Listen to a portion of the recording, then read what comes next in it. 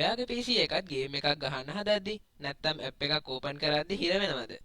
Graphic card එකක් නැහැ කියලා පරණ එක කියලා ඔයාලා දුක් වෙනවද?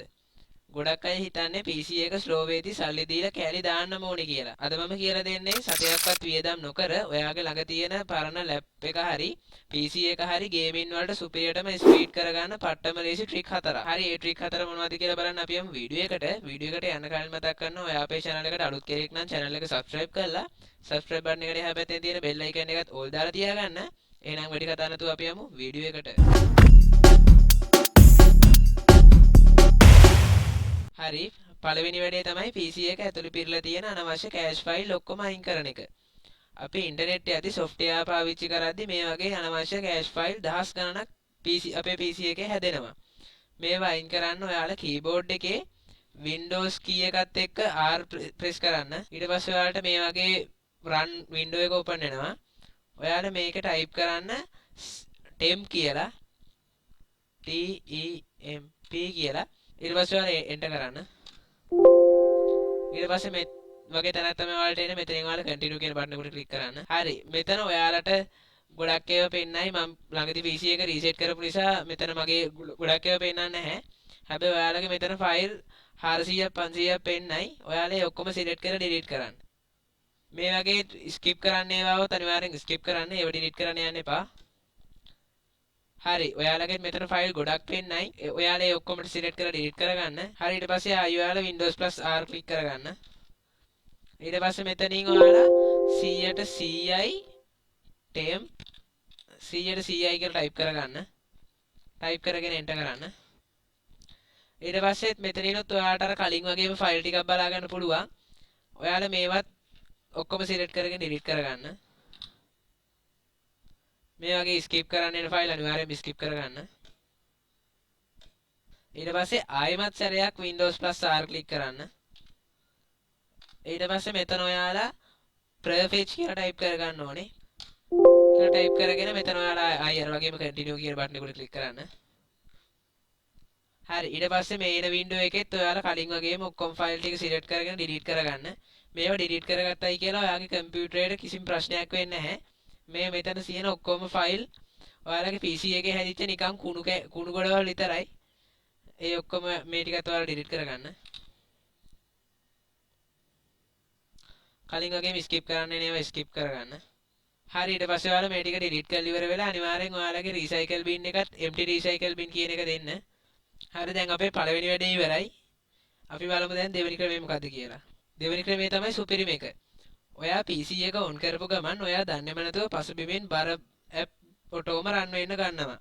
ඒ කියන්නේ ඔයා ගේම් එකක් on කරන්න කලින් ඔයාගේ RAM එකෙන් භාගයට භාගයක්ම උන් හොරෙන් අරන් ඉවරයි. මේක නවත්තන්න ඔයාලා keyboard එකේ control shift exe කියන ඒ බටන් තුනම එකට ඔබන්න ඕනේ. හරි ඊට පස්සේ ඔයාලට මේ වගේ task manager එක open වෙයි. එතනින් ඔයාලා more detail වලට ගිහිල්ලා හරි ඊට පස්සේ ඔයාලා මෙතනින් startup කියන tab එකට යන්න. හරි දැන් මෙතන එන list එකෙන් ඔයාලා ඔයාලගේ PC එක on කරද්දී ඔයාලට ඕන වෙන්නේ නැති app තියෙනවද බලලා මෙතනින් ඒවා මෙහෙම ක්ලික් කරලා disable කියන බටන් එකට ක්ලික් කරන්න. දැන් ඔයාලා හිතනකො මට Copilot එක on වෙද්දී ඕන වෙන්නේ නැහනේ. එතකොට මම මේ Copilot එකට ක්ලික් කරලා මෙන්න මෙතන යට තියෙන disable කියන බටන් එකට ක්ලික් කරනවා. එතකොට ඔයාලට බලා ගන්න පුළුවන් මෙතන කලින් enable කියලා වැටලා තිබ්බ එක disable වෙනවා. ඒ වගේම මට Microsoft Edge එකත් on වෙද්දී open වෙන්න ඕන නැති නිසා මම ඒකත් disable කරගන්නවා. හරි ඒ වගේ ඔයාලත් ඔයාලගේ PC එක on වෙද්දී ඕන වෙන්නේ නැති app ටික මෙතන ඔක්කොම ටික select කරලා disable කරගන්න. ඕන වෙන්නේ නැති app. ඒක කරගත්තට පස්සේ ඔයාලගේ RAM එක 100ට 100ක්ම ඔයාලා හරි ඒක කරගත්තට පස්සේ ඔයාලගේ RAM එක 100ට 100ක්ම ගේමින් හරි ඒක කරගත්තට පස්සේ ඔයාලගේ RAM එක 100ට 100ක්ම ඔයා ගහන ගේම් එකට විතරක්ම ඉතුරු කරගන්න පුළුවන්. හරි දැන් අපි බලමු තුන්වෙනි ක්‍රමය මොකක්ද කියලා. තුන්වෙනි පියවරෙන් අපි කරන්නේ Windows වල තියෙන අනවශ්‍ය animation සේරම අයින් කරලා PC එකේ සම්පූර්ණ බලය performance වලට විතරක් දෙන එක. මේක කරන්න ඔයාලා මෙතන ඔයාලගේ file explorer open කරගෙන this PC කියන tab එකේ interface එකට right click කරලා properties කියන එක උඩට click කරන්න. ඊට පස්සේ මෙතනින් advanced system setting tab එකට click කරන්න. ඊට පස්සේ ඔයාලට මේ වගේ window එකක් open වෙයි.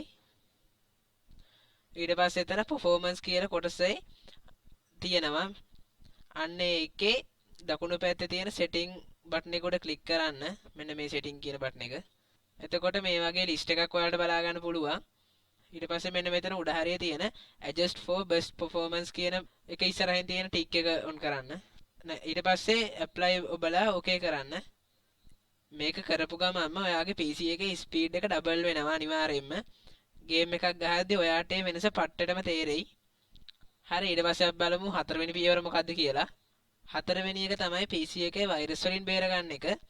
ගොඩක් වෙලාවට නොදන්න සයිට් වලින් මොඩ් ගේම් වලට මොඩ් දාද්දි නැත්නම් ට්‍රැක් සොෆ්ට්වෙයාර් ඩවුන්ලෝඩ් කරද්දි ඔයාගේ PC එකට වෛරස් රින්ගනවා.